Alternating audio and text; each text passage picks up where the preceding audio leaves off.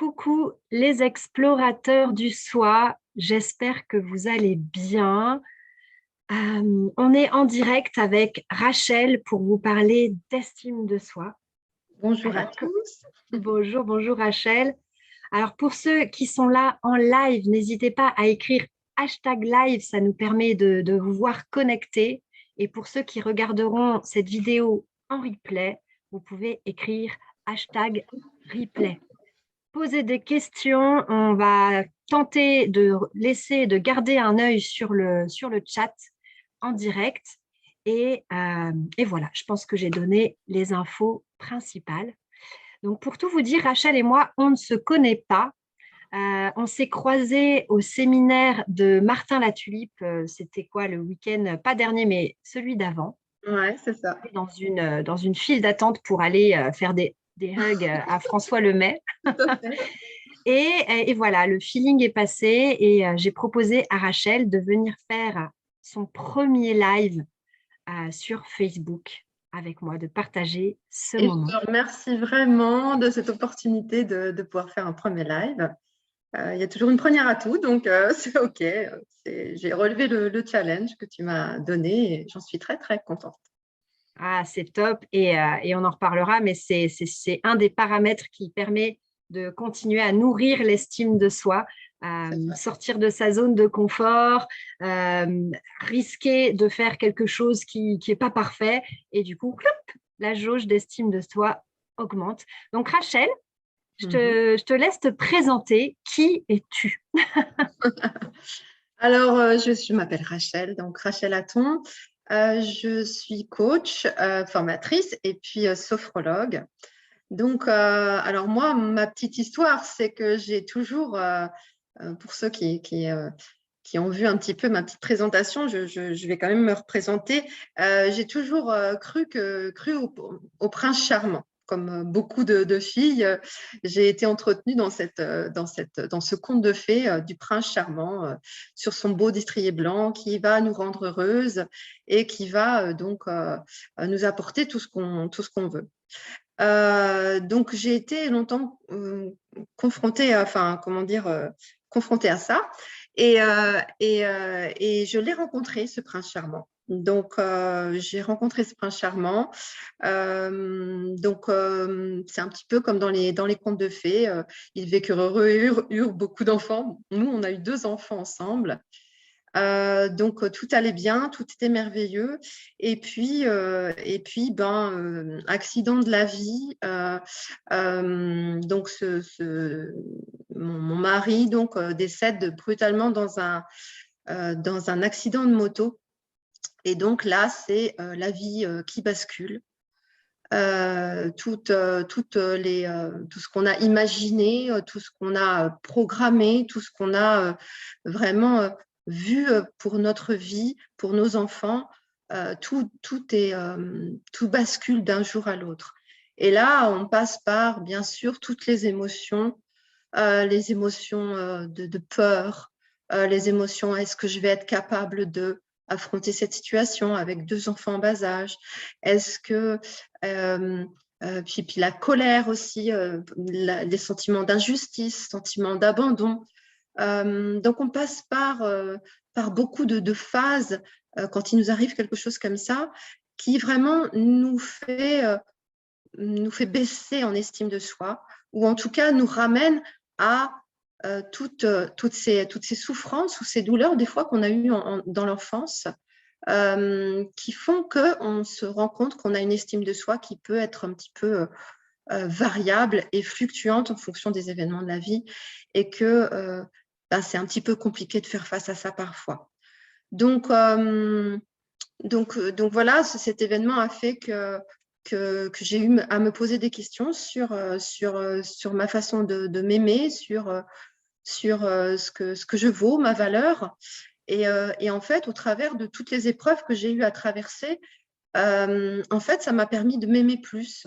Ça m'a permis de voir que j'avais beaucoup de capacités en moi, que j'étais capable d'élever mes enfants toute seule, de ce que j'étais capable d'assumer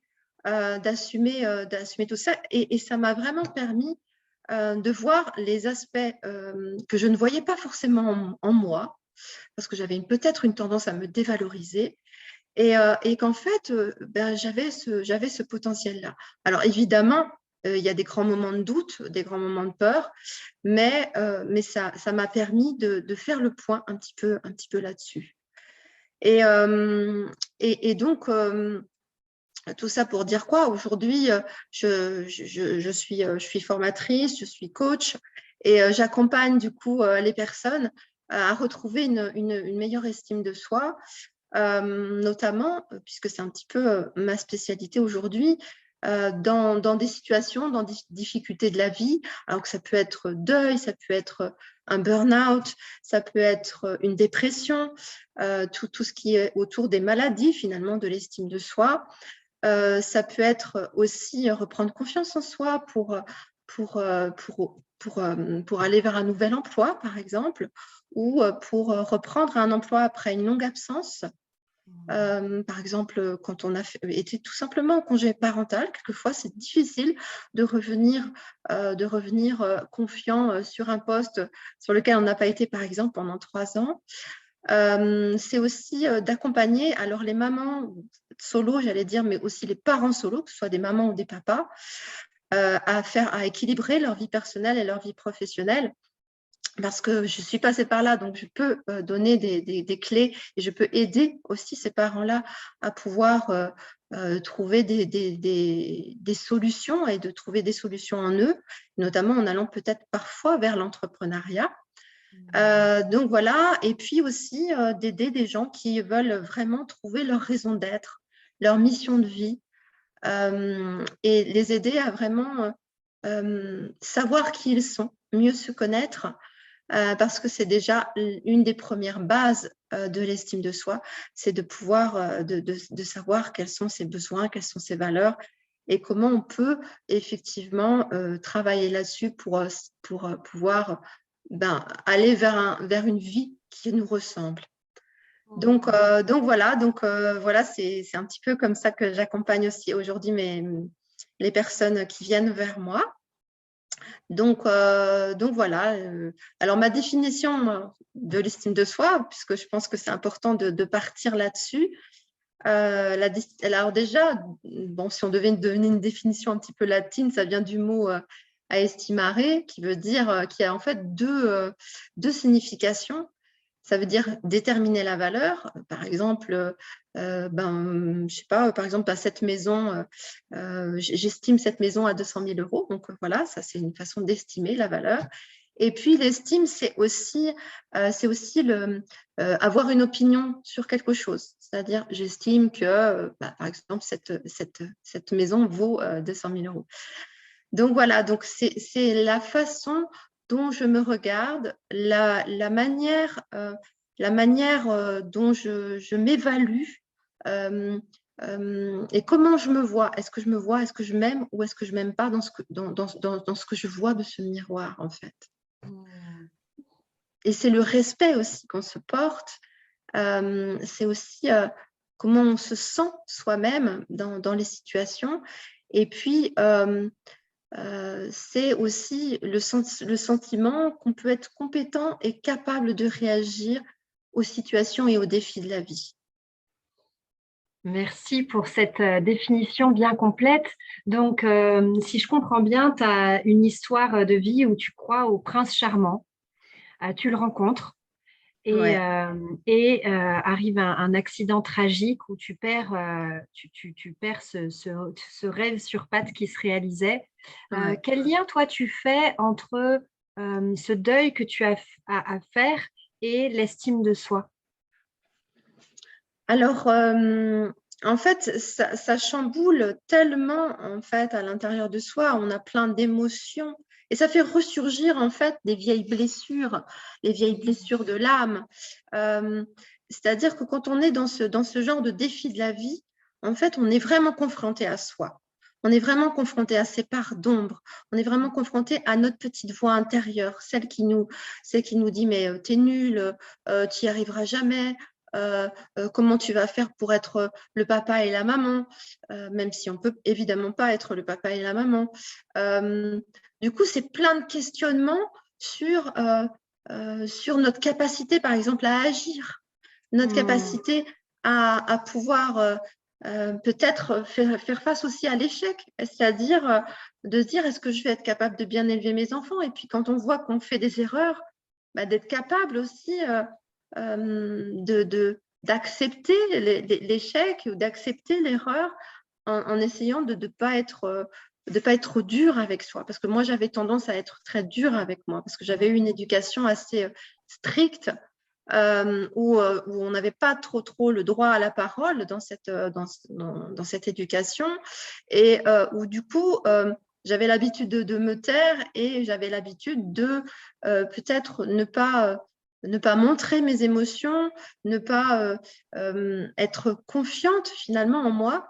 Et la relation que je fais, c'est ça, c'est que ça a mis en exergue tout ce que j'avais encore à travailler, même si j'ai vu aussi tout ce que j'avais aussi en moi, que je ne voyais pas forcément. Donc, ça m'a vraiment permis de pouvoir mieux me connaître et mieux m'accepter. Oui, en fait, ce que je comprends, c'est que ça a joué sur plusieurs plans. Donc, ça t'a fait te poser des questions sur l'image de toi, sur l'amour de toi, sur la confiance en C'est toi, ça, hein, qui c'est sont les ça, composantes de l'estime de soi. tout à Et fait. si je comprends bien, c'est un peu comme si, comme tu avais trouvé ton prince charmant, il y avait beaucoup de choses qui reposaient sur cet amour que vous partagiez. C'est Et, ça. et cet amour prenant une autre forme du fait de cette disparition, tu es confronté à un vide et à tes zones d'ombre. C'est ça, un vide intérieur, et où tout, en fait, se reportait sur moi. Tout était sur mes épaules.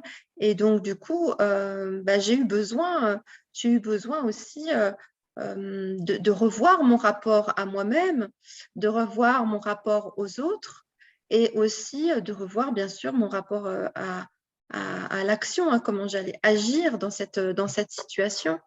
Donc, oui, et ça m'a permis aussi d'être plus confiante dans le fait de m'affirmer, d'affirmer mes choix pour mes enfants et mes choix pour moi.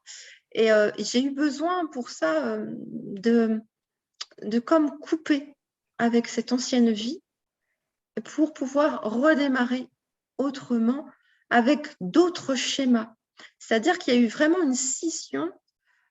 J'ai coupé avec les amis de cette époque-là. C'est vraiment un besoin que j'ai eu, parce que j'avais besoin que les autres aient un autre regard sur moi, non plus être la femme de, ou alors, oh la pauvre, me sentir dans une posture de victime, la pauvre, et avec les yeux en me regardant avec plein de pitié. Et c'est vrai que ça, c'était pour moi me ramener à une posture de victime de laquelle je voulais me sortir.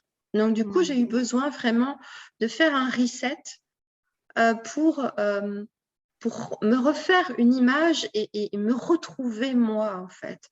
Me retrouver mes valeurs, de quoi j'avais besoin aujourd'hui, et de me recentrer vraiment sur moi.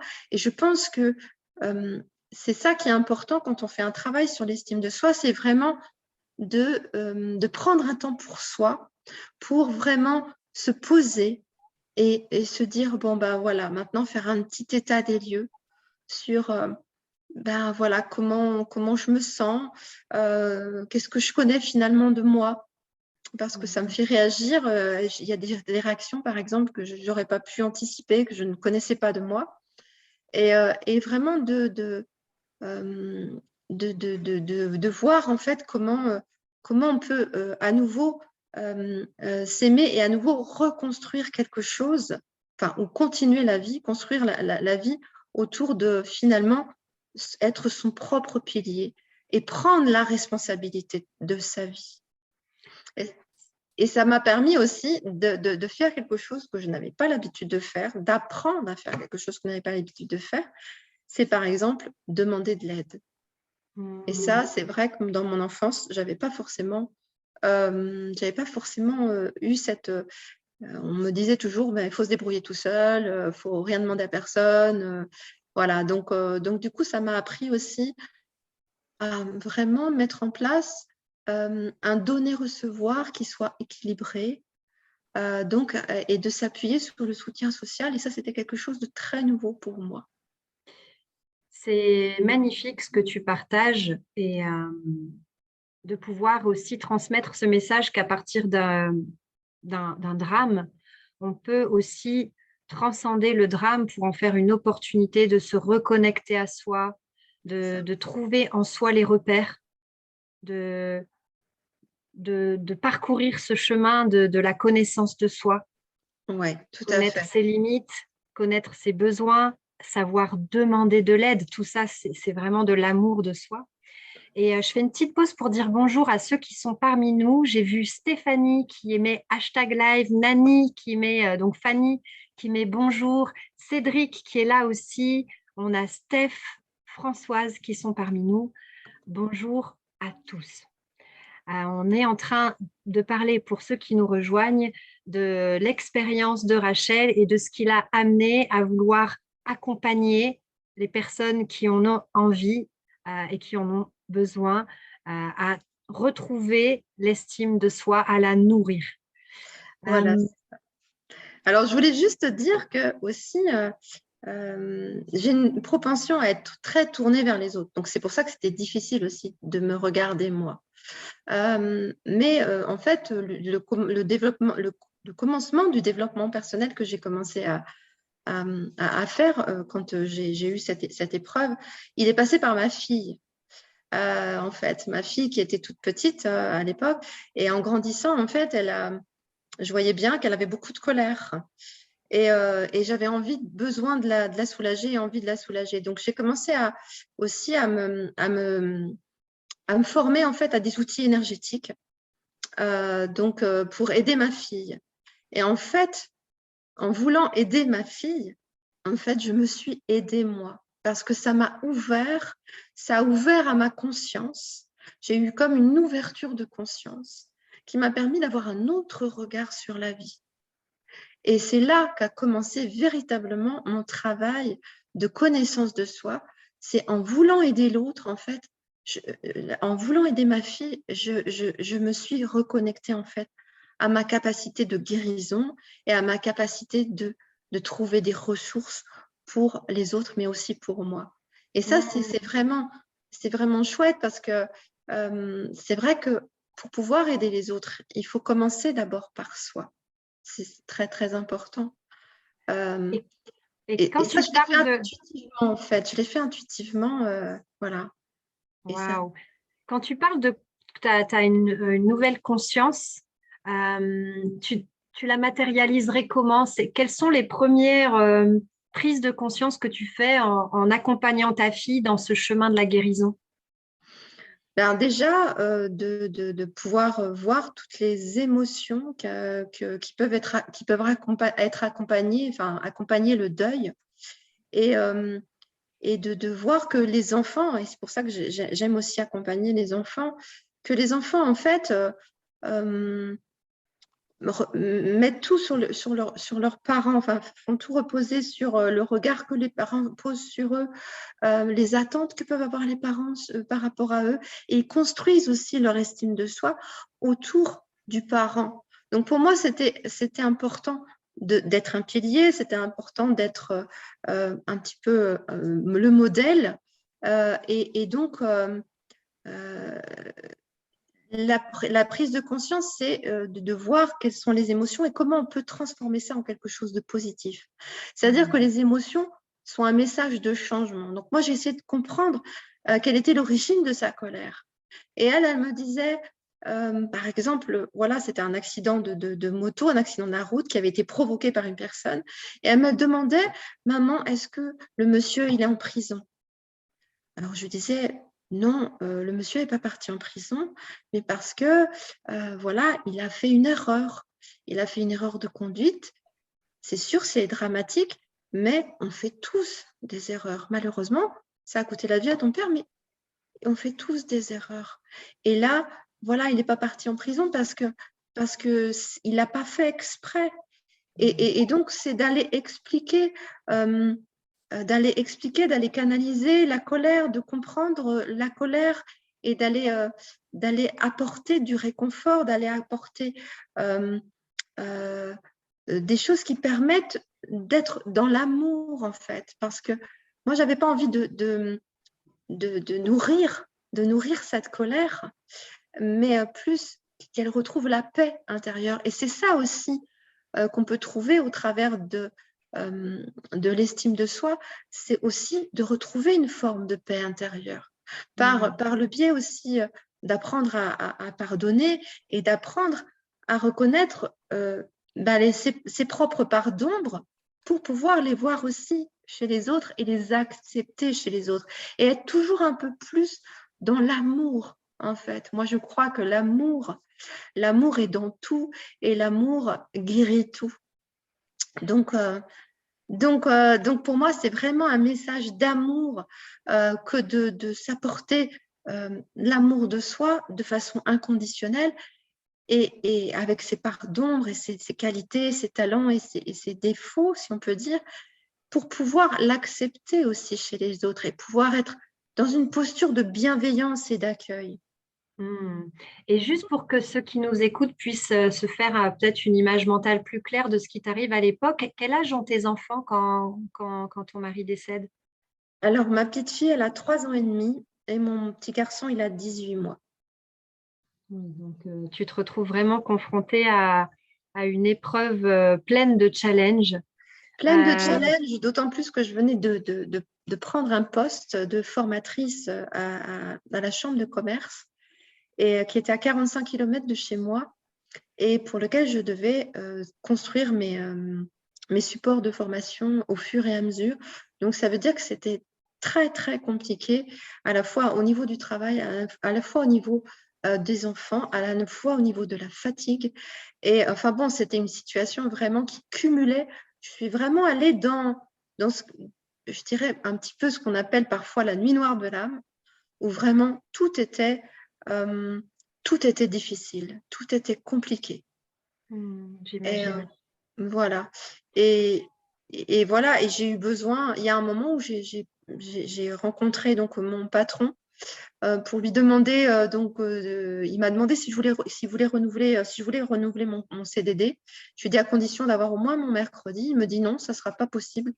Et là, je lui ai dit bon, ok, je stoppe et je prends un temps pour moi. Et là, j'ai arrêté pendant 1 an et demi pour me poser, pour aussi aller dans ma tristesse, c'est-à-dire vivre l'émotion. Parce qu'il est important de ne pas mettre un couvercle dessus, mais d'aller vivre cette émotion. Et j'ai recréé vraiment un cocon, c'est vrai, très, très serré autour de mes enfants, autour de ce qui est important pour moi dans ma vie, donc mes valeurs et mes besoins. Je me suis centrée sur ça pour petit à petit, petit pas par petit pas, chaque jour, me reconstruire.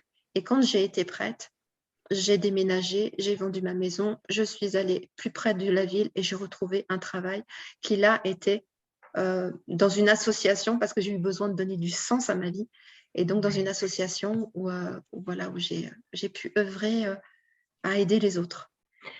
Il y a plein de pépites dans ce que tu partages. Il y a vraiment cette notion de laisser circuler l'émotion, de la vivre pleinement, de l'accompagner. Il y a un message derrière les émotions. C'est ce que tu as notamment découvert en accompagnant la colère de ta fille. Quel est le message derrière? Tu as parlé aussi de cette attache que l'on a au regard de nos parents, à l'amour qu'ils nous portent et à cette perception que l'on peut avoir de ce qu'ils pensent de nous, de comment ils nous aiment. Ça nous occupe encore aujourd'hui adultes, hein, évidemment. Ouais. Combien de fois en coaching, on reparle de traumas qu'on a vécu dans l'enfance parce que je repense à une de mes clientes que j'adore, qui se reconnaîtra, qui, quand elle était petite, a offert un dessin à sa maman et c'était un gribouillis. Et sa maman a fait tu aurais pu faire un effort quand même, c'est pas magnifique. Et en fait, c'est resté quelque chose qui a marqué son histoire. Donc, il y a vraiment toute cette conscience de la relation à nos parents et des attentes qu'on peut avoir. Et tu as aussi parlé de petits pas, y aller petit pas, avancer en respectant les besoins, les limites, le rythme qui est le rythme de notre vie intérieure aussi. Mm, Et mm, enfin, donner du sens, mm. retrouver une cohérence. Et c'est comme si on a différents événements dans notre vie. Il y a des choses magnifiques, il y a des choses plus challengeantes. En anglais, on dit connect the dots.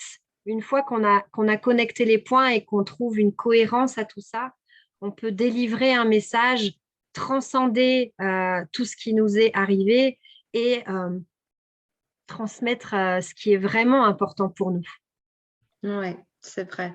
C'est vrai, c'est vrai. Ça fait un peu, ça me fait penser quand tu dis ça au petit dessin avec les petits points, les numéros là qu'on faisait quand on était petit et une fois reliés, faisaient voilà, une image souvent de personnages de dessins animés. Et c'est ça un petit peu, c'est arriver à, oui, à connecter connecter toutes les parts de soi pour, pour arriver à transcender et c'est aussi ce qu'on appelle la résilience. C'est aussi d'utiliser ce qui a été difficile dans la vie, les défis de la vie, euh, non pas de façon négative, mais de dire, bon voilà, comment je peux faire de ça quelque chose de positif. Alors, c'est vrai que sur le coup, c'est pas toujours évident, évidemment. Faut se laisser traverser, comme je disais tout à l'heure, par ses émotions, par ce qui se passe, etc. Mais une fois qu'on a passé l'épreuve, euh, on peut voir tous les aspects positifs, on peut aller regarder tous les aspects positifs de la situation. Qu'est-ce que ça m'a permis? Comment je me sens aujourd'hui? Est-ce que je me connais mieux? Est-ce que je m'écoute plus sur mes besoins? Est-ce que ce que je fais au quotidien est en harmonie avec mes valeurs, avec ce qui est important pour moi dans la vie? Et qu'est-ce que je peux faire chaque jour pour justement être un peu plus proche de qui je suis, un peu plus connecté à mes besoins, un peu plus connecté à mes valeurs. Et moi, avec mes clients, par exemple, je leur donne des exercices à faire. Donc, ça peut être, par exemple, un petit cahier où tous les jours, je regarde quelles sont mes petites réussites. Même voilà les petites choses que j'ai réussi à faire. Alors ça paraît anodin, ça peut être tout simplement faire un bon plat pour ses enfants, réussir à faire un bon plat. Ça peut être réussir, ça peut être plein de petites choses de la vie quotidienne qui nous ramènent à mais oui, il y a plein de choses que je sais faire, il y a plein de choses dont je suis capable. Et une fois qu'on a reconnecté à ça, c'est d'aller mettre petit à petit, chaque jour, une nouvelle petite chose, se challenger peut-être sur une nouvelle petite chose qui nous apporte encore, qui nous connecte à nos valeurs ou qui nous apporte un peu plus de confiance en fonction de ce qu'on va avoir identifié, sur lequel on a besoin d'apprendre, sur lequel on a besoin de progresser. C'est d'aller mettre une petite chose chaque jour, nouvelle, une nouvelle façon de faire, une nouvelle habitude, de se créer de nouvelles habitudes. Oui, il y a Frédéric qui met les fameuses petites gratitudes de la journée ou les petits pas qui font du bien. Oui, il y a vraiment ces gratitudes et il y a aussi ces petites victoires, Oui, comme tu le dis, parce que finalement, l'estimation de soi, c'est vraiment c'est l'estimation de la distance qu'il y a entre la personne que l'on croit être et oui. la personne que l'on rêve d'être. Et si chaque jour, on fait ne serait-ce que 1% de différent de la veille qui nous rapproche de cette personne, bah alors je suis nulle en maths, je ne sais pas ce que ça donne comme Mais calcul, à mais la fin d'une qu'est-ce que ça année, donne hein, à la fin de hein, l'année? à la fin d'une année, on voit toute la distance qu'on a parcourue. Évidemment, c'est comme quand on veut gravir une montagne, on ne va pas la gravir en un pas. Effectivement, c'est chaque pas qui nous approche progressivement de son objectif. C'est pour ça que c'est important d'identifier là où on a envie d'aller même si on peut prendre plusieurs chemins, même si le chemin n'est pas toujours droit, même si on s'accorde, quelquefois on est dans des cul-de-sac et on peut aussi reculer pour prendre de la hauteur et puis se dire, ah tiens, si on recule un peu au lieu de se taper tout le temps dans le mur, dans des schémas répétitifs, on prend un petit peu de recul et on se dit, ah tiens, il y a d'autres chemins. Et je vais essayer d'emprunter d'autres chemins que ceux que j'ai empruntés jusque-là et qui m'ont parfois… c'est-à-dire de se servir des échecs comme plutôt, moi je dis souvent, il n'y a pas d'échecs, il n'y a que des expériences. Des expériences qui nous permettent de réévaluer la situation, d'apprendre de nouvelles choses et de pouvoir aller vers de son soi actuel, vers son soi désiré, vers son soi même exponentiel, comme le dit Martin Latulippe, de pouvoir voilà, vraiment œuvrer chaque jour pour, dans l'instant présent, construire demain.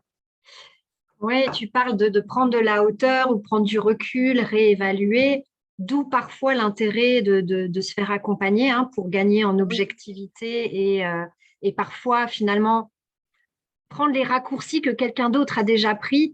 C'est ça fait gagner du temps et puis ça permet d'avoir un feedback aussi, surtout. Exactement, et je me souviens d'une personne qui me disait « Ah, mais…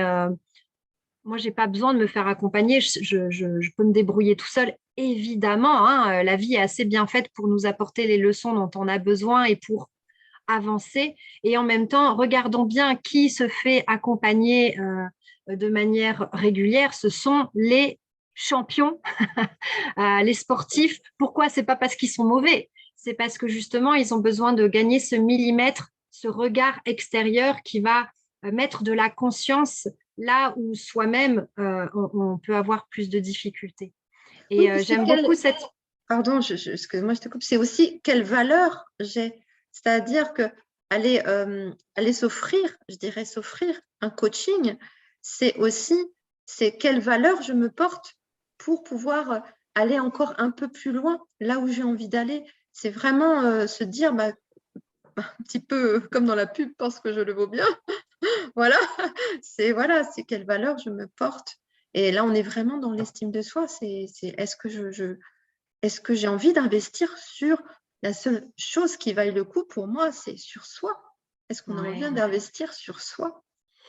Et tu as dit quelque chose tout à l'heure qui est important, c'est pouvoir identifier là où je veux aller. Et je voudrais apporter une nuance à ça. Moi, j'ai fait partie des gens qui, quand on me demandait un objectif, ça me paralysait. Genre, qu'est-ce que tu veux? Tu avais toute la machine intérieure qui se mettait en contraction et en stress parce que, mais je ne sais pas ce que je veux. Notamment parce que j'étais du genre à tellement être dans le faire plaisir que j'avais appris à répondre aux besoins des gens autour de moi. J'avais appris à suivre l'envie de maman et de papa. Et puis, tiens, j'ai un petit copain, je fais ce qu'il veut. Et puis, j'ai des amis, qu'est-ce qu'ils veulent?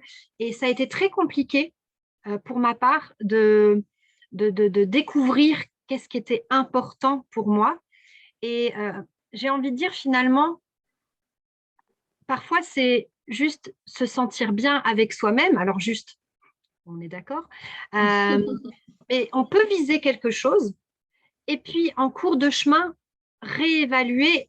Quoi qu'il arrive, un objectif n'est pas fait forcément pour être atteint. Il est là pour nous donner du fuel, pour nous permettre d'avoir un élan vers quelque chose. Et qui sait, peut-être que en allant quelque part, on va croiser le chemin de quelque chose qui nous donne encore plus envie, qui nous donne encore plus de fuel. Et donc, Rachel, j'imagine que c'est un de tes objectifs en tant qu'accompagnatrice. Oui, tout à fait. Tu es coach, sophrologue, comment tu te définis? Coach. Après, la sophrologie, c'est un outil que j'utilise pendant mes séances de coaching. Comme je peux utiliser l'EFT, comme je peux utiliser la communication positive, la communication non violente, la PNL. Donc, ça fait partie de mes outils, même si ma première activité, c'était sophrologue. Donc là, maintenant, c'est un outil que j'utilise. Et pour rebondir sur ce que tu disais, oui, effectivement, tu as raison de nuancer. Il ne faut pas avoir un objectif forcément fixe. C'est vrai que ça donne un élan, ça permet d'aller de l'avant, ça se permet de faire des pas. Mais moi, très, très régulièrement dans ma vie, je me suis fixé un objectif, mais en me disant, c'est open. C'est open. C'est-à-dire que l'objectif, ce n'est pas une fin en soi, mais c'est vraiment, en fait, comme on dit souvent, c'est le chemin qui va nous y amener. Et sur ce chemin, il y a des rencontres. Et je trouve que les rencontres, moi, j'ai eu des rencontres importantes dans ma vie. Je trouve que les rencontres, elles sont vraiment fondamentales pour justement construire ce chemin. Elles peuvent être positives, comme elles peuvent être négatives, entre guillemets, mais en tout cas, elles nous amènent toujours un miroir, en fait, de ce qui se passe à l'intérieur de soi. Ça nous permet de nous regarder vivre, de nous regarder être, et de pouvoir se dire, tiens, comment ça se fait que je réagis comme ça dans cette situation-là? Qu'est-ce que ça vient toucher chez moi comme peur ou comme blessure, les blessures de l'âme, hein, de Lise Bourbeau. Est-ce que sur une blessure d'abandon, d'humiliation, d'injustice, trahison et rejet, voilà, je cherchais celle-ci, la blessure de rejet. Et c'est intéressant de se poser ces questions parce que ça ramène toujours effectivement à soi. Et oui, comme tu le disais, l'objectif n'est pas une fin en soi, c'est vraiment l'élan et l'énergie qui va nous pousser à y aller. Et il ne faut pas que ce soit trop fixe, il faut que ce soit ouvert, vraiment, avec un peu comme ce regard d'émerveillement des enfants, de dire waouh, qu'est-ce qui va se passer? La curiosité, et c'est un peu la définition qu'on donne au lâcher-prise, c'est de viser quelque chose sans être trop attaché au résultat. Hein. Je vois qu'on a quelques petits commentaires. Il y a Stéphanie qui dit réussir à prendre le temps de regarder un live de Lucy Joy. Ah, ça doit être pour une petite gratitude ou une petite victoire. Yes, Stéphanie, c'est trop cool de te voir ici. Frédéric qui met on ne sait plus ce que l'on veut. On ne sait pas ce que l'on veut, pardon, on sait surtout ce que l'on ne veut plus. Oui, ça dépend des personnes et c'est déjà un bon début de savoir ce qu'on veut. C'est un point de départ, oui, c'est un point de départ. C'est vraiment là aussi où on peut définir par opposition, si je ne veux plus ça, qu'est-ce que je veux. Hein. Mais en fait, toute situation est un point de départ. Moi, je sais que dans le travail de coaching que j'effectue avec mes clients, c'est que j'utilise beaucoup les situations vécues pour travailler sur l'objectif. C'est-à-dire que je commence toujours mes coachings par « Alors, qu'est-ce qui s'est passé pour toi cette semaine? Comment ça s'est passé ?» Et là, boum, il y a toujours quelque chose sur lequel on dit « Ah, tiens, comment tu aurais pu faire autrement ça ?» pour satisfaire ton objectif, pour développer ta confiance en toi ou pour voilà. Et c'est une meilleure image de toi. Voilà, c'est ça. En fonction de ce qu'on a défini ensemble de travailler, c'est vraiment d'utiliser les situations de la vie parce que c'est pas quelque chose d'abstrait. Voilà, ça vient vraiment se mettre dans le concret des situations personnelles, professionnelles. Donc, dans tous les domaines de vie, le couple, le travail, l'épanouissement personnel, les relations amicales, tout est sujet à pouvoir illustrer en fait comment on peut avancer là-dessus. Oui, et je te rejoins totalement sur cette idée que le monde extérieur, ce que je perçois dans le monde extérieur, dans mon monde extérieur, est le reflet de ce que je vis à l'intérieur. Mes réactions sont des indicateurs à ce qui n'est pas pensé en moi, avec un A, hein. On peut aussi partir dans la pensée, mais guéri en moi, de ces choses, de ces endroits à l'intérieur qui sont encore émotionnels. Mes émotions viennent m'indiquer qu'à cet endroit-là, Ouais. Je perçois que je perds quelque chose, que c'est moins bien. Et ça va nous amener à vraiment précisément guérir cet endroit-là. Oui, quand tu parles de penser avec un A, effectivement, c'est guérir ses blessures. Et je pense aussi, quand tu me dis ça, justement, aux pensées avec un E. Et c'est vrai que c'est intéressant aussi de se pencher sur nos pensées et de prendre du recul et de regarder la qualité de nos pensées, de regarder les pensées, les jugements qu'on peut avoir sur soi ou sur les autres, et de prendre de la distance, non pas pour s'auto-flageller, mais de se dire, voilà, quelle est la qualité de mes pensées et de voir que si jamais on est toujours dans une pensée de jugement ou de critique, comment je pourrais faire pour que ce soit plus doux, plus rond, comment je pourrais faire pour... Et par ça, par exemple, par la méditation ou par un temps de recul sur soi, de se dire, bah, tiens, qu'est-ce que je pense de cette situation? Et là, souvent, les pensées qui arrivent de façon spontanée nous permettent de pouvoir voir quels sont peut-être les axes sur lesquels on peut travailler en se disant, bah, ouais, c'est nul, ah non, il n'a pas été cool. Et en fait, souvent, ça parle de soi. Les jugements que l'on a sur les autres, sur les situations, ça parle souvent des jugements qu'on a sur soi. Et on n'est pas toujours son meilleur ami, hein, on est même souvent très dur avec Notre soi, pire ennemi. notre pire ennemi. Et c'est intéressant quand même d'aller regarder ces pensées-là, parce que c'est aussi en travaillant sur ces pensées que l'on va pouvoir travailler, parce que la pensée, elle précède l'action. Donc, si on a une pensée négative, forcément, on risque de faire des choses qui ne vont pas forcément être OK, par exemple, dans la relation à l'autre, dans la relation à soi. Or, si on travaille sur ces pensées, on va gagner aussi en estime de soi parce qu'on va être plus bienveillant avec soi ou avec les autres. Et ça va nous permettre d'agir aussi de façon plus responsable, de façon plus respectueuse. Euh, et de cultiver encore une fois l'amour en fait à l'intérieur de soi. Et j'aime bien faire un petit exercice que j'appelle l'exercice du bol, c'est-à-dire de s'arrêter peut-être une fois par heure et puis de mettre une bille ou une pierre ou quelque chose dans un bol à chaque fois qu'on a une pensée négative. Et on voit au départ, on a des bols qui sont très remplis. Et au fur et à mesure qu'on est habitué à regarder ces pensées et à un petit peu les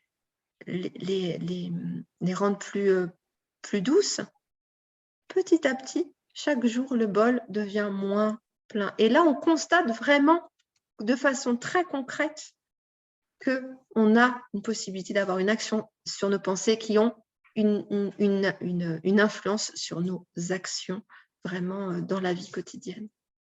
Oui, ce que tu dis, c'est vraiment que nos pensées sont aussi un moyen de faire le point à quoi je pense, comment je me juge, comment je juge les autres. Ouais. Il y a cette histoire de miroir. J'adore ce concept, l'effet miroir. Pour Oui, ceux moi qui me aussi. connaissent dans le groupe Cap sur soi-même, j'anime un atelier sur le sujet qui est un de mes bébés préférés. Et c'est sans culpabiliser, hein, tu disais, ça ne sert à rien de se fouetter. Moi, je dis souvent, parfois, je vais chercher le bâton dans le placard à bâton. Bah là, on laisse les bâtons dans le placard à bâton et on se sert de ces pensées comme un outil de conscience. C'est ça. À quoi je pense le plus souvent? Comment je perçois les situations? L'idée, c'est pas de devenir un bisounours, c'est de n'avoir que des pensées positives. On est d'accord, le verre, il est à moitié plein et À à moitié moitié vide. vide. C'est vraiment de pouvoir avoir une vision plus complète pour pouvoir prendre des décisions qui nous conviennent. Et si on revient sur le sujet qui nous intéresse toutes les deux, c'est pouvoir nourrir l'estime de soi en étant plus proche de ce qui est important pour nous. Oui, tout à fait. Et il y a une étude en fait d'Harvard qui a duré pendant plusieurs décennies sur le bonheur en fait.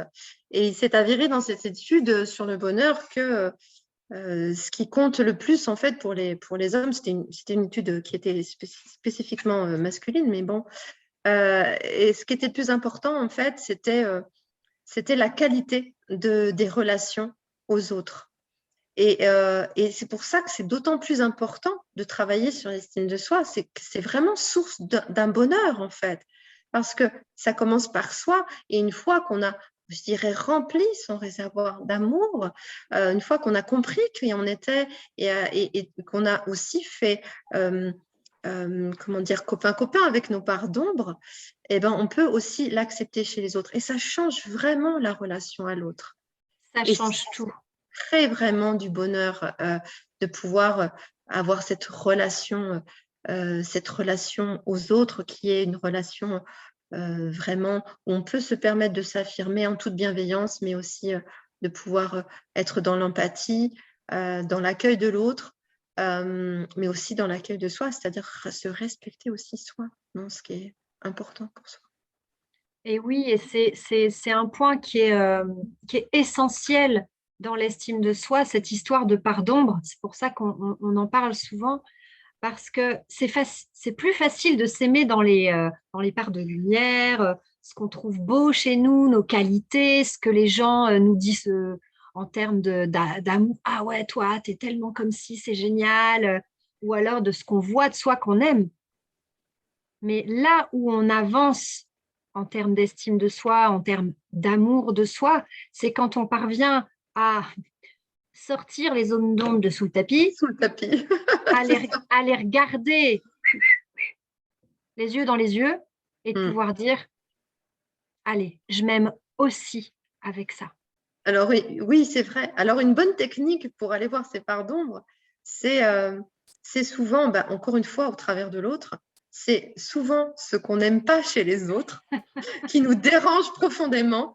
On peut se dire, ça c'est peut-être bien une part d'ombre que j'ai pas envie de regarder. Et là vient l'ego, hein, qui non, moi je suis pas comme ça. Moi c'est pas, ça me concerne pas, moi ça. Ça marche pas l'effet miroir dans ce cas-là. C'est Non, une non, exception qui confirme la règle. non, non, ça me concerne pas. Non, non, je suis pas. Et j'aime beaucoup prendre l'exemple de quelqu'un que j'aime beaucoup, qui s'appelle Franck Lobvet, qui parle tout le temps de les deux faces d'une pièce. Et en fait, quand on dit, par exemple, je suis tolérant, eh ben, souvent on a nos limites à la tolérance et il y a certaines choses qu'on ne tolère pas. Donc, il y a la face lumière et la face ombre, en fait, de chaque pièce. Chaque pièce a deux faces. Donc, on a les deux en nous.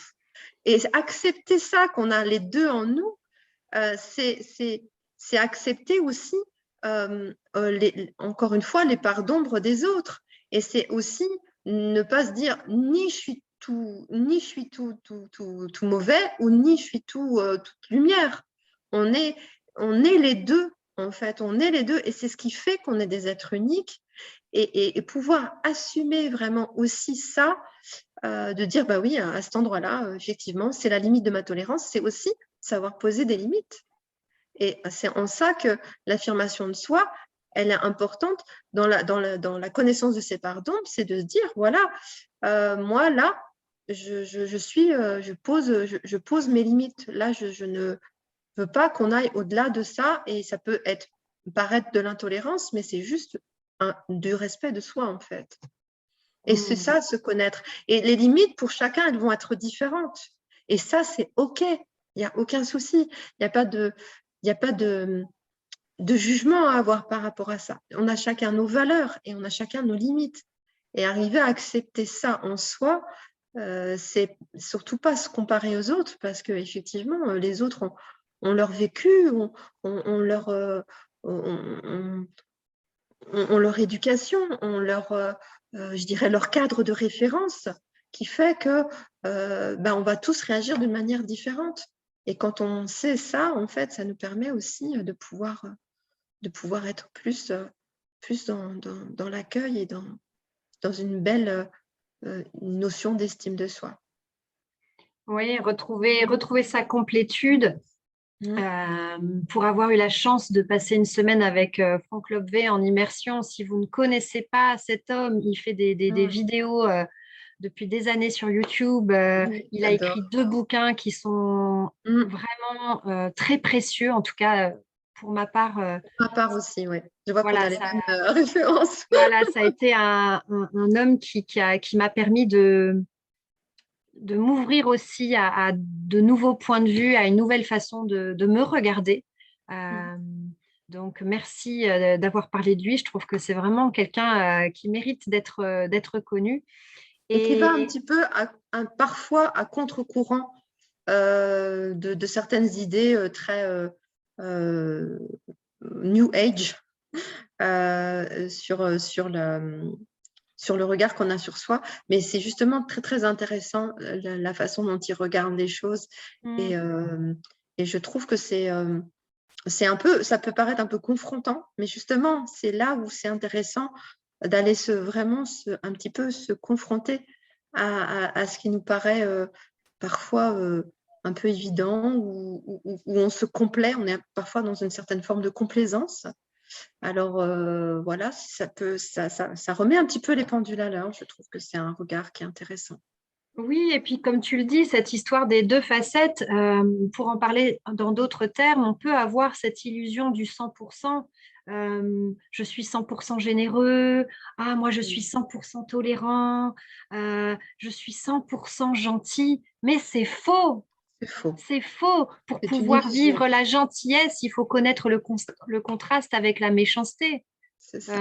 Pour Et puis en pouvoir... fonction des situations, on peut être gentil, et puis en fonction d'une autre situation, il faut, je dirais même qu'il est important pour se faire respecter d'être, entre guillemets, méchant, ou en tout cas de s'affirmer d'une façon peut-être un petit peu forte, quoi. Donc, Oui, c'est c'est, contextuel.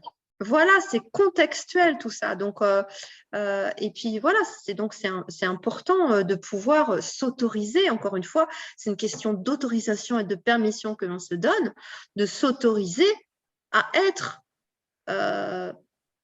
désagréable. Alors, on a eu une conférence là-dessus, sur la désagréabilité, c'est-à-dire de Tu penses cultiver à Guillaume parfois. Dulude?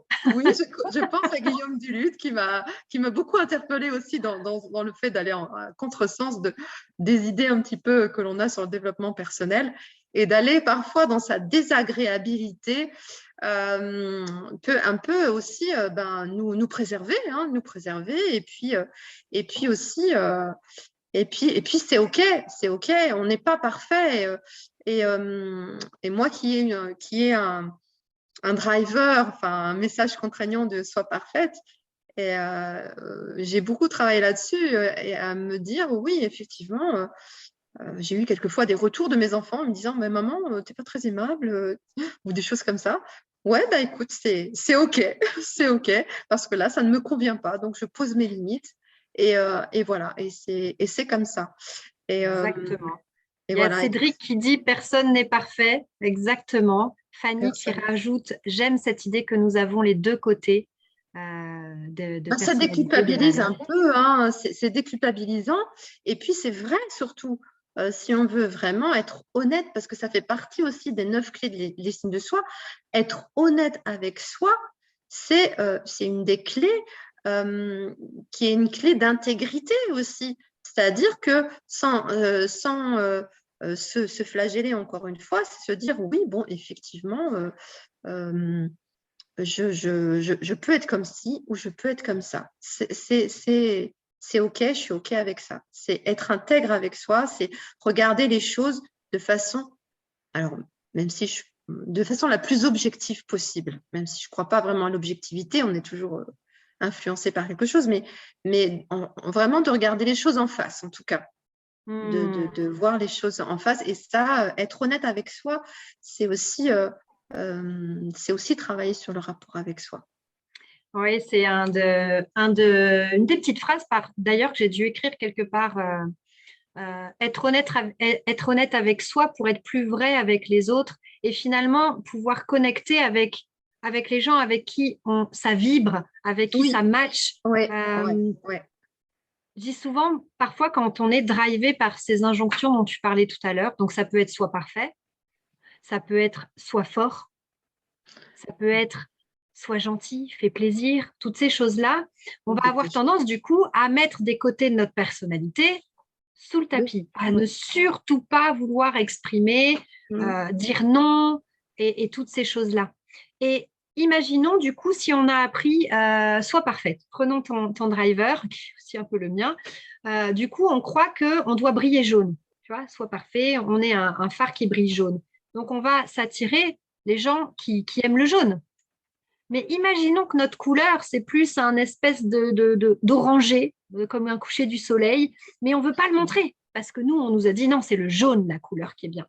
Ouais. Ben, c'est un petit peu con parce que les gens qui voudraient se connecter avec du orangé coucher de soleil, ils ne nous voient pas.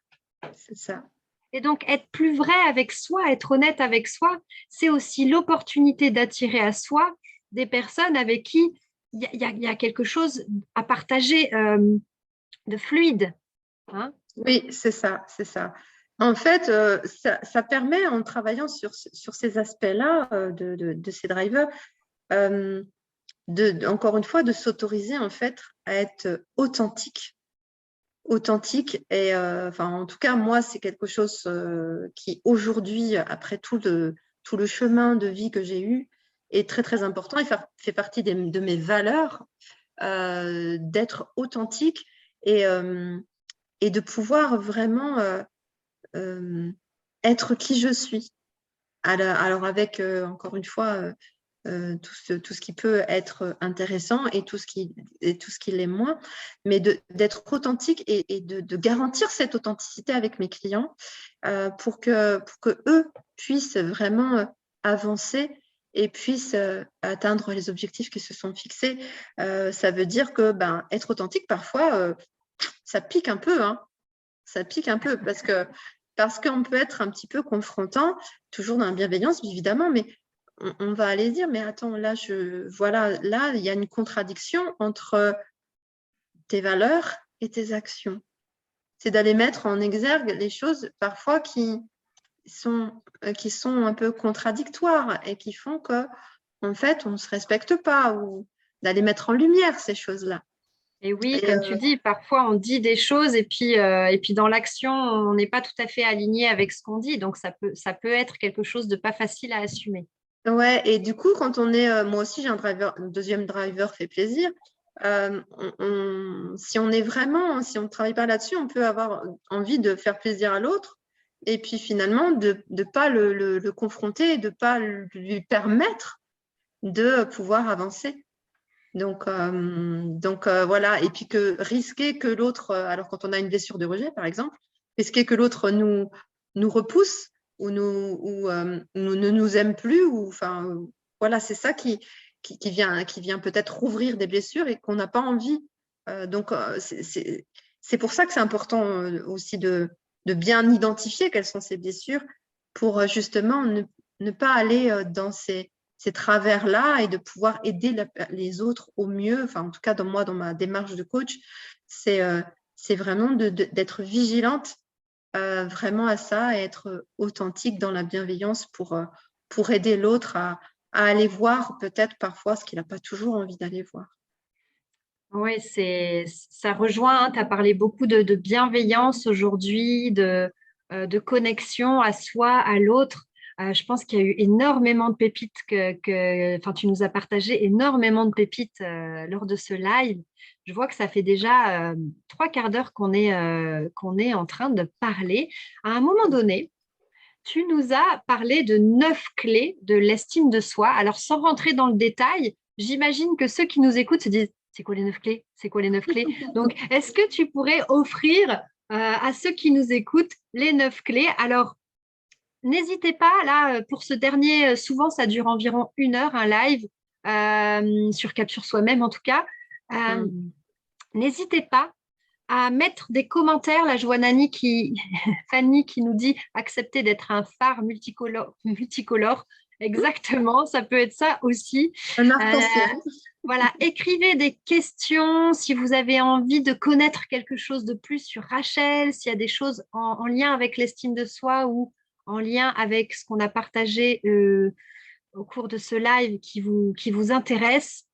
Allez-y, go, go, go. Et donc, Les 9 clés de l'estime de soi. Les 9 clés. Alors, déjà, ce que je fais avec mes coachés, c'est qu'effectivement, je leur demande d'abord d'estimer sur une échelle, par exemple, de 1 à 10, où ils en sont au niveau de l'estime de soi. Et pour avoir déjà une première idée. Et souvent, quand on est aux alentours de 5, c'est soit, effectivement, on a une estime de soi moyenne, ou soit on ne sait pas trop estimer son estime de soi. Donc, ça nous donne déjà des indications. Et après, évidemment, je parle des 3 piliers, de l'amour de soi, de l'image de soi et de la confiance en soi. Et je viens aussi un petit peu évaluer chacun d'entre eux. Et après, pour affiner, effectivement, on va aller travailler sur les 9 clés. Alors, il y a 9 clés dans 3 catégories différentes. Donc, il y a le rapport à soi, le rapport aux autres et le rapport à l'action. Donc, les 9 clés, c'est la première clé, par exemple, dans le rapport à soi, c'est se connaître. Ça, c'est hyper important de se connaître, de connaître quels sont ses besoins. J'en ai parlé pendant le live, de connaître quelles sont ses valeurs, parce que c'est vraiment ce qui va nous permettre de pouvoir être vraiment dans une harmonie avec soi et de pouvoir vraiment mettre des actions en place tous les jours qui nous permettent justement d'être connecté avec qui l'on est et de pouvoir s'affirmer aussi là-dedans. La deuxième clé, donc, c'est s'accepter. Alors, comme je l'ai dit aussi plusieurs fois, avec ses qualités, ses talents et aussi ses parts d'ombre. Aussi, ce qui est un peu moins valorisant, mais aussi ces messages contraignants, ces drivers dont on a parlé, fait plaisir, soit fort, soit parfait, c'est d'aller voir un petit peu toutes ces choses-là et puis d'aller un petit peu assouplir, mettre un petit peu d'huile là-dedans pour que ce soit plus doux. La troisième clé, c'est, comme on l'a évoqué, c'est être honnête avec soi, c'est-à-dire être intègre. Et là, on va venir travailler parfois aussi sur les peurs. Quelles sont les peurs que l'on a voilà, à ne pas être honnête avec soi. Est-ce que mes actions, elles sont en harmonie avec mes valeurs? Donc ça, c'est vraiment les 3 clés, se connaître, s'accepter et être honnête avec soi. C'est les 3 clés de rapport à soi. Après, c'est le rapport à l'autre. Alors, le rapport à l'autre, c'est comment je m'affirme. L'affirmation de soi. L'affirmation de soi, c'est se respecter et se faire respecter. Donc ça, c'est important. Et on peut, par exemple, amener un outil que moi j'aime utiliser qui s'appelle la communication non violente. C'est comment je parle de mes besoins, c'est-à-dire comment je pars d'un ressenti. Voilà, quand tu me dis ça, ce que je ressens. Après, c'est de pouvoir dire quel ressenti, quel sentiment, quel ressenti on a, et ça fait émerger quel besoin. Voilà, moi j'ai besoin, quand tu me dis ça, par exemple, je me sens en colère et j'ai besoin de me sentir respectée et de pouvoir formuler sa demande après pour s'affirmer de façon bienveillante, de dire, voilà, moi j'aurais besoin que tu, voilà, que tu respectes le fait que je veuille une maison bien rangée, par exemple. Sachant que, alors c'est une technique qui est proposée par notamment Marshall Rosenberg, hein, voilà, oui. et il dit souvent, attention, c'est pas parce que tu fais une demande qu'il faut exiger que ta demande soit acceptée finalement. Après, c'est de la négociation, c'est apprendre aussi à négocier. Et ça, c'est important dans le rapport à l'autre, c'est apprendre à négocier. Et du coup, j'arrive sur la clé suivante, c'est être empathique. C'est-à-dire que du coup, il faut pouvoir effectivement faire de la transaction, pouvoir effectivement écouter l'autre, avoir une ouverture d'esprit. C'est ça aussi l'empathie, c'est être ouvert aux autres, pouvoir entendre aussi les besoins de l'autre, évidemment. Si nous avons des besoins, les autres aussi ont leurs propres besoins. Et le rapport à l'autre, c'est essayer de faire matcher les besoins de chacun, dans le respect de chacun. Et voilà, et c'est dans l'écoute et dans l'empathie qu'on va pouvoir effectivement avoir des relations plus harmonieuses avec les autres. L'autre clé, c'est s'appuyer sur le soutien social. Oui. C'est-à-dire, c'est intéressant, par exemple, d'aller voir quelles sont les 5 personnes que je pourrais réveiller à 4 heures du matin. D'identifier, il m'arrive un truc, qui sont les 5 personnes que je pourrais réveiller à n'importe quelle heure? C'est intéressant de se poser la question. C'est super. David Lefrançois, il dit qu'on construit notre estime de soi à partir du moment où on a 8 personnes sur qui on est sûr, sur qui on peut compter. C'est et vrai. Donc, 5, 8, finalement, ça doit dépendre de chacun. C'est une moyenne, mais ouais. Alors, c'est vrai que dans les pays plus anglo-saxons, on dit 10 et chez nous, c'est plus 8, effectivement. Donc, j'ai dit 5 pour… Oui. Mais bon, oui, voilà, c'est plus 8, tu as raison. Et donc, voilà, c'est vraiment bien identifier son réseau sur qui on peut compter, la famille, les amis, et savoir demander de l'aide, savoir à un moment dire, bon, bah là, s'il vous plaît, là j'ai besoin d'aide, j'ai besoin de soutien, j'ai besoin d'une épaule sur qui me poser, sans être forcément dans une posture de victime et de se dire là, j'ai besoin de lâcher quelque chose. Donc voilà, ça c'est vraiment les 3 clés du rapport aux autres. Donc c'est s'affirmer, être empathique et s'appuyer sur le soutien. Et enfin, le rapport à l'action. Parce que là, la confiance en soi, c'est vraiment là, c'est en acte qu'on la voit, la confiance en soi. Donc, c'est agir. Donc, la première clé du rapport à l'action, c'est agir. Comment j'agis? C'est par exemple, est-ce que j'ai un modèle sur lequel je pourrais me fixer pour poser des actions? Par exemple, je veux augmenter la confiance en moi. Quelle est la personne qui, pour moi, connue ou dans ma famille, ou enfin peu importe, qui représente la confiance en soi? Et à quoi je vois que cette personne a la confiance en elle? Quels sont les indicateurs? Qu'est-ce qui est important pour moi dans la confiance en soi? Et de pouvoir vraiment identifier et de les mettre un petit peu, de les saupoudrer dans la vie de tous les jours, de pouvoir vraiment les mettre en action. C'est ce qu'on a pu voir chez les autres qui nous inspire, en fait. Et puis, ça peut être aussi, donc l'autre clé du rapport à l'action, c'est aussi de faire taire un petit peu la critique intérieure, le petit vélo voilà, qui est autour des croyances, de notre enfance, de ce qu'on a pu nous dire ou de ce qu'on a ressenti de subtil parfois, hein, on ne se sent pas à la hauteur ou du coup, on a parfois le syndrome de l'imposteur. Donc, où on est tout le temps en train de s'auto-critiquer et de se dire waouh, c'est bon, ok, faire taire la critique intérieure, faire taire vraiment ce petit bonhomme qui nous dit ouais, t'es nul. Souvent, hein, c'est ce qu'on a reçu dans notre enfance, soit par les parents, soit par des gens qui nous ont éduqués, soit par l'école ou voilà, les situations qui nous ont mis ça dans la tête. Et enfin, la dernière clé du rapport à l'action, c'est aussi le rapport que j'ai à l'échec. Comment je vis les échecs, comment ça a été mes échecs passés, et surtout comment je rebondis par rapport à ça, et d'aller lever vraiment les peurs résiduelles qui peuvent y avoir dans ces…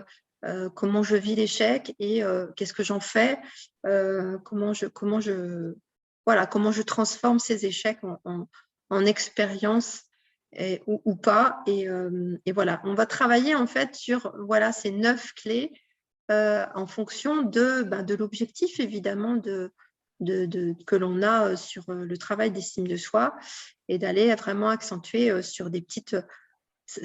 encore une fois, c'est des petits pas. Par exemple, quelqu'un qui aurait besoin de s'affirmer, moi, si je sens qu'elle est dans une phase, par exemple, d'un petit peu de marasme ou de difficulté, où elle manque vraiment de confiance, je vais lui demander tout simplement d'aller chez sa boulangère, d'aller demander une baguette et puis de dire « Ah ben non, finalement, je ne veux pas celle-là, je veux celle-là ». Et c'est juste une petite affirmation de soi, de dire avec bienveillance, d'oser dire bah non, je veux pas celle-là, je veux celle qui est un petit peu plus cuite. Ça paraît tout bête, mais c'est déjà une première action d'affirmation de soi. Ça me rappelle tellement de souvenirs. Moi aussi, parce que je suis une ex-timide, une ex-grande timide. Et c'est pour ça que j'ai été au départ commerciale.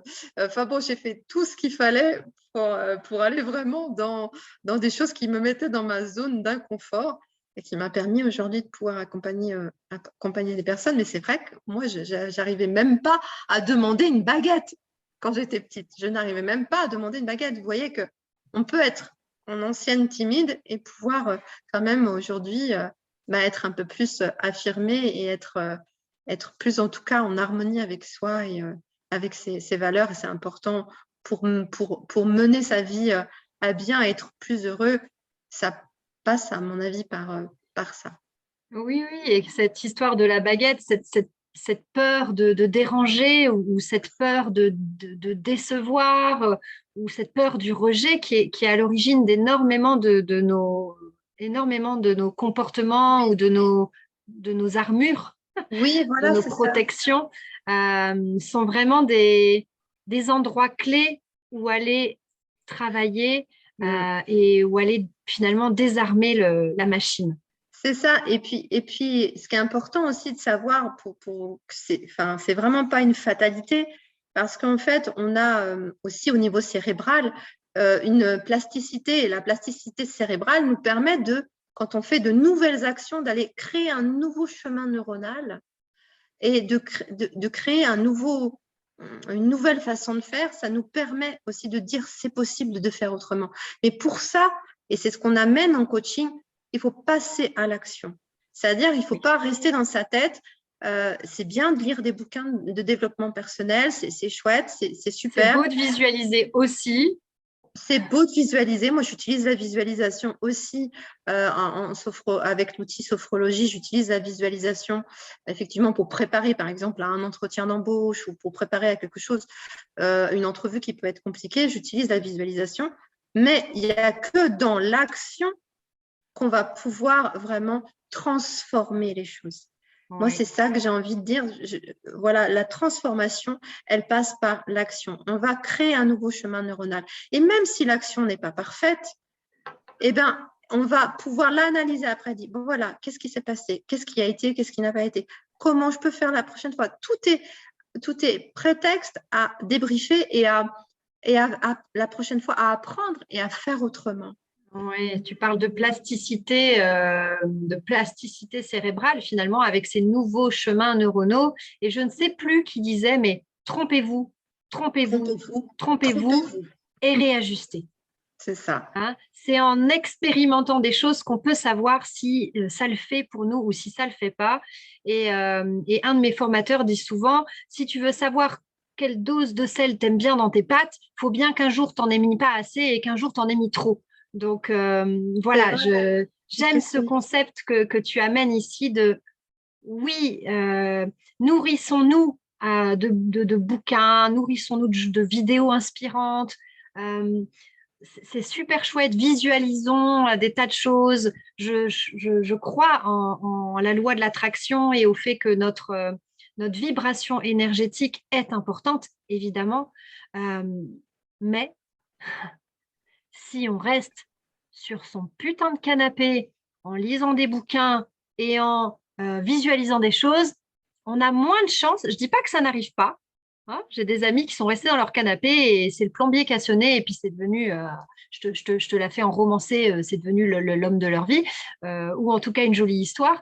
Mais il y a, on peut quand même augmenter nos chances de gagner en amour de soi, de créer des Je opportunités. rebranche, excuse-moi, je rebranche mon Je te vois, ordinateur. je te vois. Une Hein. petite technique. Vas-y, vas-y. Branche ton ordi. Et j'en profite pour lire le chat, en tout cas.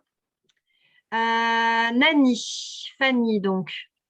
Le monsieur dont vous avez fait référence, c'est Franck Lopvé, Lopvet. Voilà, la 8e clé est encore à travailler. J'aurai encore besoin de ta magie. Ça marche.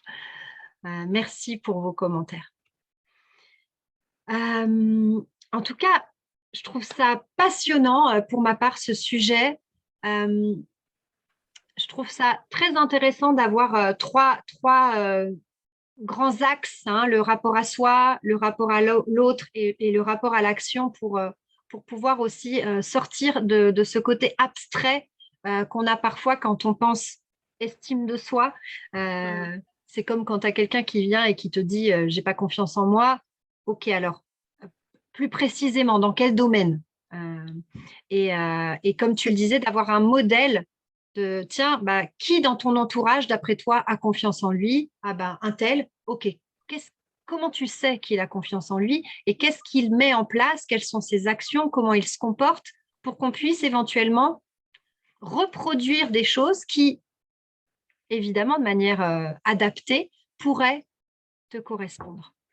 Donc, Mm. merci pour ces clés. Je trouve ça super. J'espère que ça vous a plu, à vous qui nous regardez en live ou en replay. Je vois qu'il n'y a pas de questions pour le moment. Tu vois quelque chose que tu aurais vraiment envie d'ajouter ou je ne sais pas, peut-être une astuce pour les personnes qui se demanderaient par quoi je commence Alors, une astuce,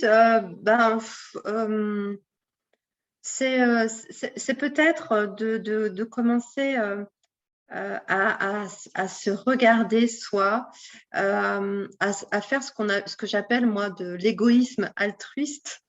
C'est-à-dire que de commencer, oui, à se regarder soi, à regarder comment on fonctionne, à regarder notre mindset, nos pensées et de voir un petit peu ce qu'il en est et surtout d'identifier dans quel domaine de vie on a envie de faire évoluer ça. Parce que la confiance en soi ou l'estime de soi en général, elle peut être bonne dans un domaine et puis plus aléatoire dans un autre.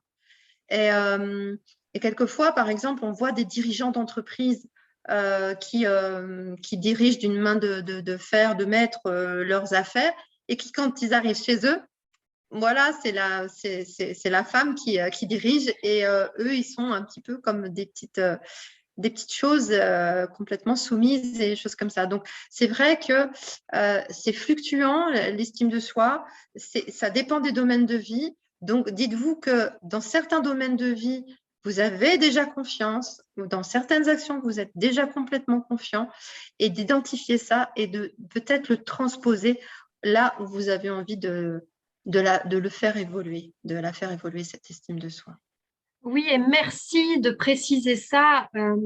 Contextualiser l'endroit où on pense qu'on a moins de valeur, qu'on estime qu'on a moins de valeur, où on a moins confiance, ça va permettre de poser des actions précises dans ce domaine-là. Et Voilà. plus on est précis pour observer l'endroit où on a envie d'avancer, plus on va pouvoir aussi faire ce dont tu as parlé au début du live, euh, remarquer nos petites victoires, les célébrer, et c'est quelque chose qui est fondamental Mental. dans le fait de construire un nouveau réseau neuronal, c'est que pour pouvoir construire un nouveau réseau neuronal, le cerveau, il a besoin de la récompense. Hein. On a un rappel, hop, un déclencheur, on met une routine en place et ensuite, il y a la récompense.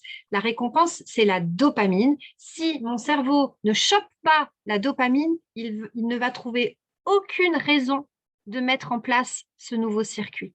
Mm. Donc, plus on va être précis sur, tiens, comment je vais savoir que j'ai un peu plus d'estime de moi dans le domaine professionnel, amoureux, familial, en tant que maman, en tant qu'amie, en tant que femme d'intérieur, comment je vais savoir précisément que je me sens un peu mieux à ce niveau-là? Ah bah tiens, je crois que si je suis plus souriante le matin quand je me réveille avec mes enfants, je vais avoir une meilleure image de moi et ne serait-ce que ça, je vais pouvoir me féliciter à chaque fois que je souris. Ah, comme ça, je pense que je serai un peu plus fière de moi. Go! Et n'oubliez pas, célébrez. Moi, je fais la danse de la joie. Donc, Oui. trouvez votre truc. Tu fais quoi, toi? Comment tu fais pour célébrer tes petites victoires? Ah bah, moi, j'aime beaucoup danser aussi. J'aime beaucoup danser, faire des danses de la joie. Ouais, c'est chouette. C'est Ah, chouette, c'est c'est chouette. Ouais, ouais. c'est Et puis, génial. oui, puis le sourire. Moi, je dis tout le temps, on peut penser qu'on sourit parce qu'on est heureux, mais en fait, c'est plutôt le contraire. On peut aussi le faire dans le sens inverse, c'est-à-dire sourire, essayer de sourire et d'avoir des pensées, des mauvaises pensées. C'est pas possible. Ça, On n'y arrive pas. c'est de la On n'y arrive pas. biochimie, hein, C'est voilà. ça. Donc, Donc, on peut aussi, quand on se sent, on peut changer aussi quand on se sent pas bien, de mindset intérieur en disant, tiens, je vais sourire. Et là, quand je souris, c'est pas possible d'avoir des mauvaises pensées.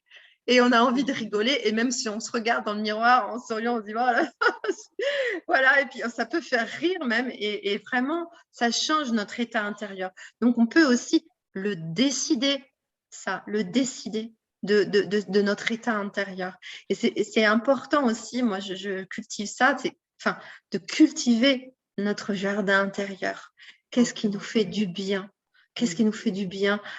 Tu parlais de la danse aussi, ou ça peut être la danse, ça peut être la musique. La musique, elle me fait du bien.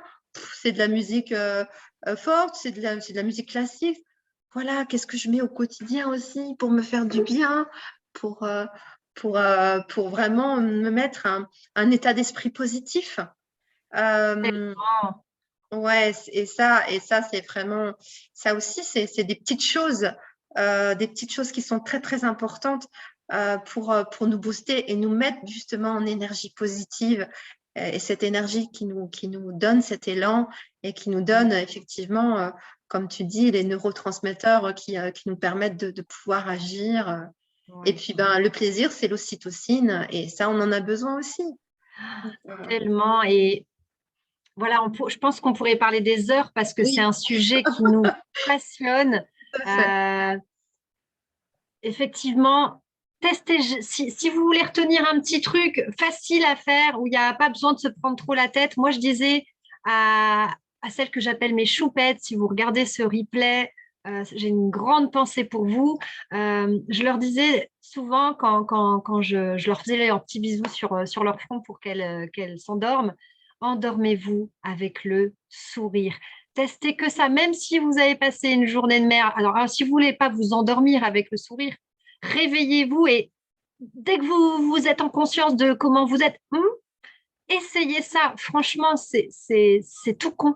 Mais il y a une biochimie, une neurobiochimie, je ne sais pas si ça existe ce mot, mais allez, je me lance, qui fait que, comme le dit Rachel, c'est très difficile de maintenir un mindset bullshit en souriant. C'est hyper compliqué. Après, si vous aimez votre bullshit FM, go on. Mettez à fond tout ça. Moi, j'ai rien contre je ne fais pas exception à la règle. J'ai aussi mon bullshit. Rachel, j'imagine que tu as le tien. Bien sûr, bien sûr. Voilà, on reste des êtres humains et c'est pas parce qu'on vous aide, on vous accompagne à gagner confiance en vous, à gagner en estime de vous, que on est 100% en mode moi, je me kiffe partout. Hein. On Il y reste a des êtres humains, oui. on reste des êtres humains et c'est ça qui est beau, c'est que l'être est en mouvement. Répondre à la question qui suis-je, c'est figer les choses. Donc quand je te pose en début de live, qui es-tu? Bah, c'est qui es-tu Là, à là, l'instant, maintenant. à Et, l'instant. et, et on pourrait refaire cette discussion dans 3 semaines. Et il y a peut-être des choses où on dirait, ah, je suis plus tout à fait d'accord avec ce que j'ai dit l'autre Ça jour. sera différent, oui. C'est OK. En tout cas, il y a Stéphanie qui met, c'était carrément passionnant, très intéressant. Merci beaucoup. Merci à Merci à toi, vous. Stéphanie. C'est marrant car une de mes valeurs, c'est de ne pas être égoïste. Hein. Et pourtant, pour mieux se connaître, il est bon de se recentrer. Pense, ouais, effectivement, à ce que partageait Rachel, cette histoire d'égoïsme altruiste. Euh, c'est bon aussi de pouvoir effectivement moi, je dis souvent, si on veut, imaginons, on aime faire plaisir. Voilà, c'est aussi, on aime faire plaisir, on aime être en contact avec les autres, connecter avec les autres. Si on est une carafe d'eau, comment va-t-on remplir le verre des autres si notre carafe est vide? Donc, il y a évidemment un juste dosage d'égoïsme, mais pensons à remplir notre putain de carafe. C'est ça. Et comme tu le disais, mettons en place les choses qui nous mettent en énergie riche, qui nous remplissent, qui nous font nous sentir bien, qui font que ce qui se passe à l'intérieur, c'est quelque chose qui nous plaît. Et on a le pouvoir sur ça. On a parlé à plusieurs reprises de victimisation dans un pôle et de responsabilité à l'autre pôle. On a la responsabilité de comment on perçoit les choses et de comment on se sent.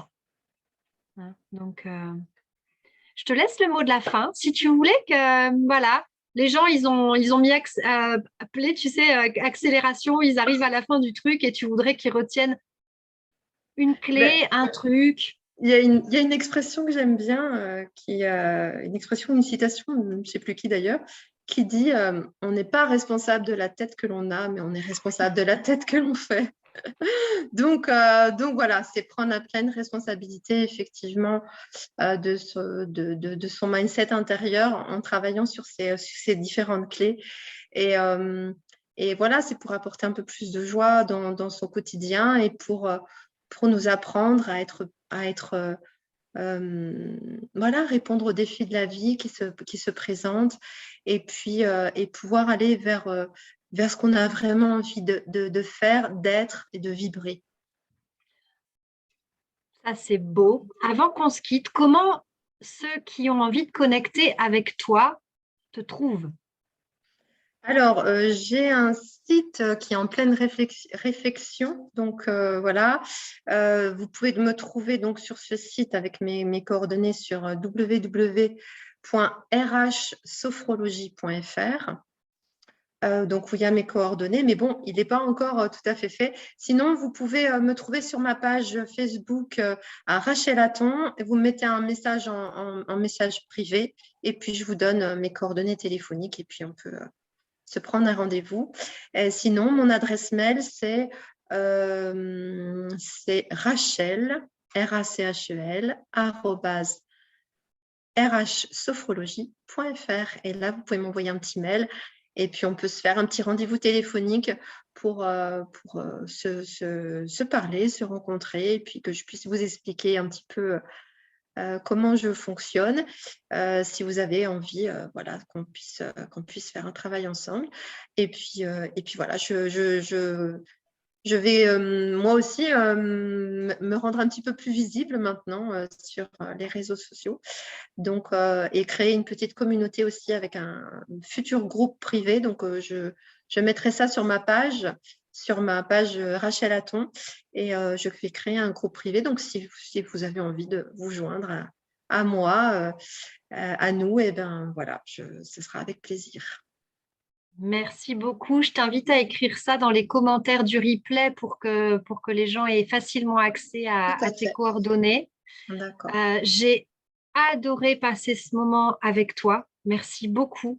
Moi aussi, merci beaucoup de m'avoir invitée. Et puis merci pour voilà, ce temps vraiment d'échange, de partage lumineux, plein de belles choses. J'en ressors tout à fait voilà, heureuse d'avoir pu partager aussi avec ta communauté. Donc voilà, c'est super. Tu as Merci. partagé des tas de pépites. C'est vraiment beaucoup de valeur que tu offres aux membres de Cap sur Soi-même. Merci pour tout. Et c'était ton premier live partagé. J'ai envie de dire, danse de la joie. Le défi est relevé. Challenge relevé. Bravo à toi. C'était fluide. Tu es lumineuse. Ton parcours est super inspirant. Vraiment, j'ai le cœur rempli de joie et de gratitude que tu aies accepté de partager ce live avec moi. Je t'embrasse très fort. Moi aussi, je t'embrasse, merci. Et tu vois la connexion qu'on a eue tout de suite, toutes les deux, ben voilà, on sait pourquoi, on a cette même énergie et cette même envie aussi d'aider les autres profondément. Il y a un proverbe arabe qui dit jette ton cœur loin devant toi et cours l'attraper. C'est ce que je vous invite à faire. Suivez votre cœur. Voilà, j'ai connecté avec Rachel. Nos regards se sont croisés. On a échangé quelques minutes et puis est né ce live. Pas plus en fait. Ouais, c'est Donc, ça. suivez vos intuitions. Et Rachel, on reste connecté. J'aurais vraiment Avec plaisir plaisir. à suivre ton évolution. Surtout, ne te cache pas, rends-toi visible. Tu es absolument fantastique. Et puis, à tous ceux qui nous ont regardés, je vois qu'il y a Cédric qui met merci pour ce moment de partage. Fanny qui met merci pour ce petit moment pépite. Et puis de lumière et de savoir. Cœur sur vous. Merci, Et merci. voilà, cœur, cœur, cœur. Et voilà, prenez bien soin de vous et de vos pensées. Et Rachel, à bientôt. J'embrasse Lucie Joy, j'embrasse tout le monde. À Ciao, bientôt. ciao! Ciao.